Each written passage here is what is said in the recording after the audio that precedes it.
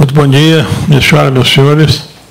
Com grande prazer que o Centro Brasileiro de Relações Internacionais dá origem a partida a este seminário sobre Brasil-China, desafios de cooperação internacional para o desenvolvimento da África e também Brasil e China, projetos novos atores no desenvolvimento global. São vários capítulos, aliás, desse seminário, eu só mencionei 2 deles. Em primeiro lugar, gostaria de dizer algumas palavras de explicação sobre o Centro Brasileiro e por que o Centro Brasileiro está promovendo essas iniciativas. Em primeiro lugar, embora já tenhamos mais de 10 anos de existência, como uma organização não governamental dedicada ao estudo, a debate, promoção de pesquisas, seminários sobre a inserção internacional do Brasil, só recentemente que o SEBRE se transformou numa organização da sociedade civil de interesse público, a chamada OCIP. A razão disso é fácil de entender. Nós, como OCIP, nós temos mais acesso, pelo menos em teoria, na prática ainda não chegamos a isso, ao uso de recursos públicos. O SEBRE é um exemplo interessante de uma entidade que se é financiada, sobretudo, por recursos de empresas e não por recursos de governo. E segundo, também porque as empresas que contribuem podem vir a deduzir uma parte da sua contribuição para efeitos de imposto de renda. Então, tornar mais atrativa a contribuição a esses organismos como o SEBRE, que promovem estudos, né? É um conceito não muito difundido ainda no Brasil. Nos Estados Unidos isso é muito comum, na Europa também, entidades privadas ou acadêmicas que financiam-se com recursos privados ou parafiscais ou com incentivos fiscais. Mas estamos indo nessa direção. Sobre a substância dessa iniciativa, eu acho que... Primeiro, eu não vou repetir o que está escrito nesse folheto, todos receberam, de maneira que está tudo dito com muita clareza quais são os principais ênfases dos 3 seminários que nós estamos fazendo no Rio, São Paulo e em Brasília.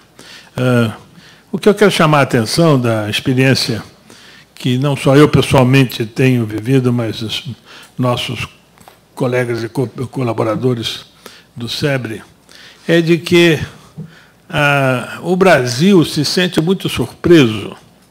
Quando eu digo Brasil, eu digo os brasileiros, através das suas diversas características de emanação. Primeiro, o governo, Itamaraty, acadêmicos, iniciativa privada, empresários de empresas nacionais ou de multinacionais, empresas brasileiras que estão se internacionalizando, todos eles estão surpresos com o salto qualitativo que o Brasil deu no panorama internacional. Nós ainda não nos habituamos à ideia de que somos mais importantes do que pensávamos que éramos. Aliás, é uma coisa curiosa, eu vou dar um testemunho como diplomata, que corrobora isso que eu vou dizer, que é o seguinte, sem nenhuma modéstia, porque acho que todos reconhecemos que o Itamaraty tem um papel muito importante, mais do que na formulação da política externa, na absorção dos temas de interesse permanente do Brasil ao longo dos 200 anos da sua independência, mas nós sempre no Itamaraty conseguimos projetar o Brasil internacionalmente num ângulo de uma visão mais importante do que ele costumava ser. O Brasil, por exemplo, sempre foi um anão no comércio internacional. Ainda é. Lamentavelmente, com todo o crescimento, ainda é um anão do comércio internacional. 160 bilhões de dólares de exportação são nada perto do que o Brasil deveria estar exportando, que a China, por exemplo, está exportando.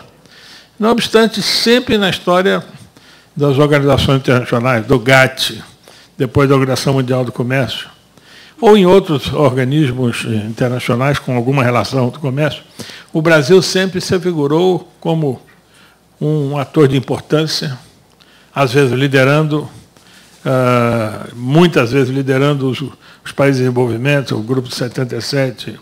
Nós sempre tivemos um grande ativismo e bem-sucedido, e reconhecidos como tal. Não é? Apesar de discordarmos, por exemplo, do enfoque tanto americano quanto europeu em muitos aspectos da política do GATT e depois da Organização Mundial do Comércio, nós sempre fomos reconhecidos por esses grandes centros como dialogantes importantes. Então, não é novidade que o Brasil se faça representar, sobretudo pelos seus diplomatas, pensando grande. Mas agora uma coisa curiosa, o Brasil ficou mais grande, ou ficou maior do que nós pensávamos que ele era, e nós estamos até perdendo um pouco o rumo da conversa, e estamos um pouco perplexos de saber qual é o tom certo e exato que nós vamos dar às nossas relações com o resto do mundo, em virtude dessa nova dimensão que o Brasil está alcançando e que está sendo reconhecido pela comunidade internacional. E nada melhor para analisar esse tema do que tratarmos aqui no caso das nossas relações com a China. Não? Em primeiro lugar, todo mundo já conhece a famosa sigla BRIC, né? E Brasil e China estão lá junto com Índia e Rússia. Mas nós não sabemos exatamente o que significa. Sabemos apenas que esses 4 são importantes. Esses 4 são constantemente citados como tendo toda a possibilidade e a probabilidade de desempenhar um papel importante no mundo. Não é? Estar no BRIC não explica muita coisa de qual é a agenda comum do BRIC, mas não estar no BRIC seria muito ruim. E o Brasil está, é uma peça fundamental entre eles. Então, mas dentro do BRIC, nós temos certamente a capacidade de poder fazer uma análise conjunta Brasil-China.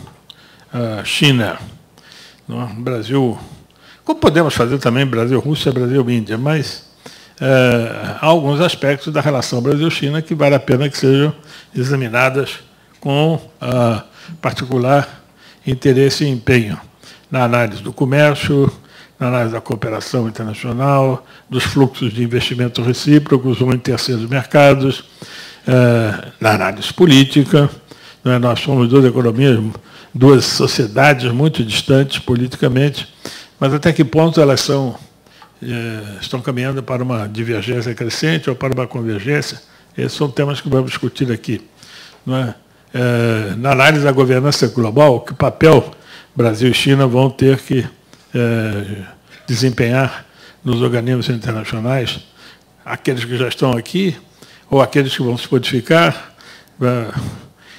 É possível que estejamos do mesmo lado, é possível que sejamos confrontantes e inimigos, né?